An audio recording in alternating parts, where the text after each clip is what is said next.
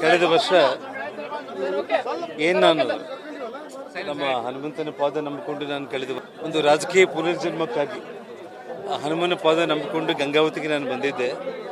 ಆ ಹನುಮನ ಆಶೀರ್ವಾದದಿಂದ ಈ ಭಾಗದ ಶಾಸಕನಾದೆ.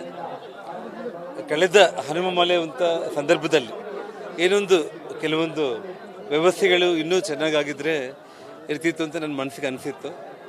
ಈ ವರ್ಷ ಅದನ್ನು ಇನ್ನೂ ಒಂದು ಸ್ವಲ್ಪ ಮಟ್ಟಿಗೆ ಭಕ್ತಾದಿಗಳಿಗೆ ಒಳ್ಳೆ ಸೌಲಭ್ಯಗಳನ್ನ ಒದಗಿಸೋದ್ರ ಮೂಲಕ ಬರೋ ವರ್ಷ ಪ್ರತಿ ವರ್ಷ ಬರುವಂಥ ದಿನಗಳಲ್ಲಿ ಹೆಚ್ಚಿನ ಸವಲತ್ತುಗಳಿಂದ ಇಡೀ ದೇಶಾದ್ಯಂತ ಬರುವಂಥ ಭಕ್ತಾದಿಗಳಿಗೆ ನಮ್ಮ ಅಂಜನಾದ್ರಿ ಇವತ್ತೇನು ನಾನು ಮೊದಲಿಂದ ಹೇಳ್ತಾ ಇದ್ದೆ, ಅಯೋಧ್ಯೆ ನಂತರ ಇಡೀ ಪ್ರಪಂಚನೇ ನೋಡುವಂಥ ಒಂದು ರೀತಿಯಲ್ಲಿ ಅಂಜನಾದ್ರಿ ಅಭಿವೃದ್ಧಿ ಆಗಬೇಕನ್ನುವಂಥ ಇಡೀ ನಮ್ಮ ಕನ್ನಡ ನಾಡಿನ ಜನರ ಅಪೇಕ್ಷೆ ಏನಿದೆ ಅದನ್ನು ಹನುಮಂತ ನನ್ನ ಮೂಲಕ ಅದನ್ನು ಖಂಡಿತವಾಗ್ಲೂ ಕೂಡ ನೆರವೇರಿಸ್ತಾನೆ ಅನ್ನೋ ನಂಬಿಕೆ ನನಗಿದೆ.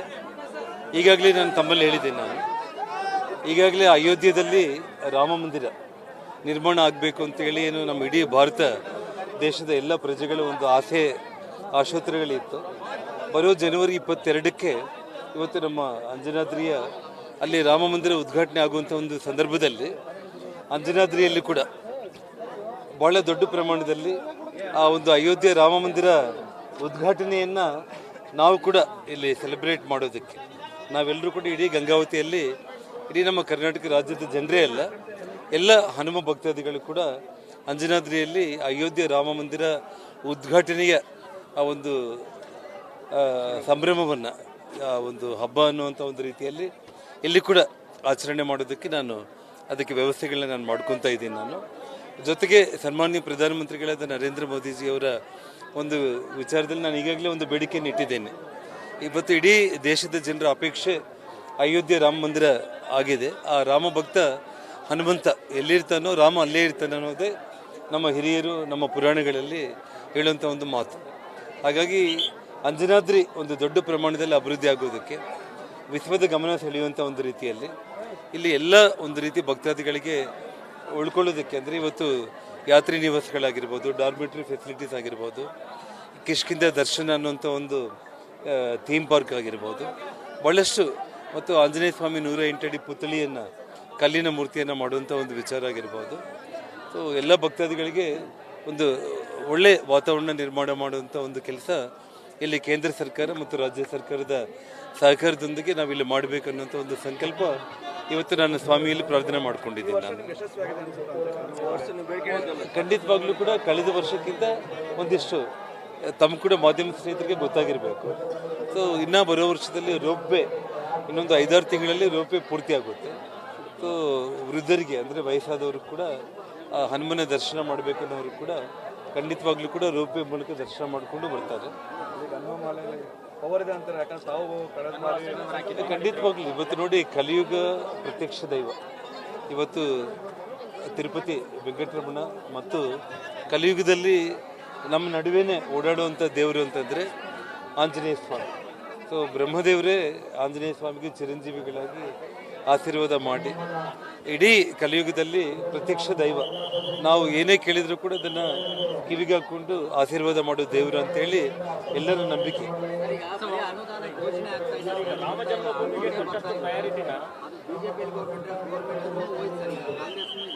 ನೋಡಿ ಹೇಳ್ತೀನಿ, ಇವತ್ತು ಈಗಾಗಲೇ 100 ಕೋಟಿ ಅನುದಾನ ಏನಿತ್ತು 21 ಕೋಟಿಯಲ್ಲಿ ತಾವು ನೋಡ್ಬೋದು, ಮಾಧ್ಯಮದವರೆಲ್ಲ ಕೂಡ ಇಲ್ಲಿ ಬಂದಿದ್ದೀರಾ.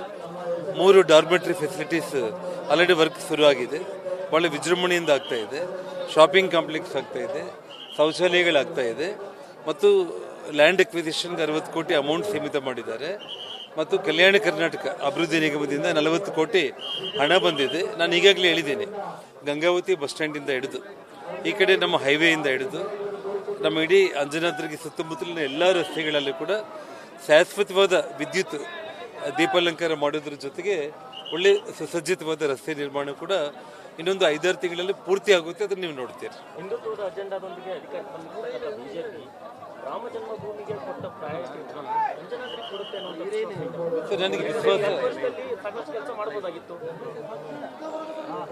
ನಾನು ಈ ಸಂದರ್ಭದಲ್ಲಿ ರಾಜಕೀಯದ ಮಾತು ನಾನು ಮಾತಾಡೋದಕ್ಕಿಂತ ಕೂಡ ಮತ್ತೆ ಅದಕ್ಕೆ ಬೇರೆ ಸಂದರ್ಭದಲ್ಲಿ ಮಾತಾಡೋಣ.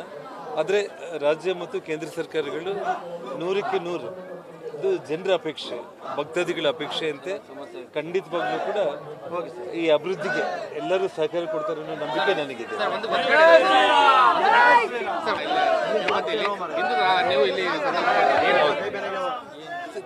ಇಡೀ ನಾಡಿಗೆ, ರಾಷ್ಟ್ರಕ್ಕೆ ಒಳ್ಳೇದಾಗಬೇಕನ್ನೋದು, ಲೋಕ ಕಲ್ಯಾಣ ಆಗಬೇಕನ್ನೋದೇ ಪ್ರಾರ್ಥನೆ.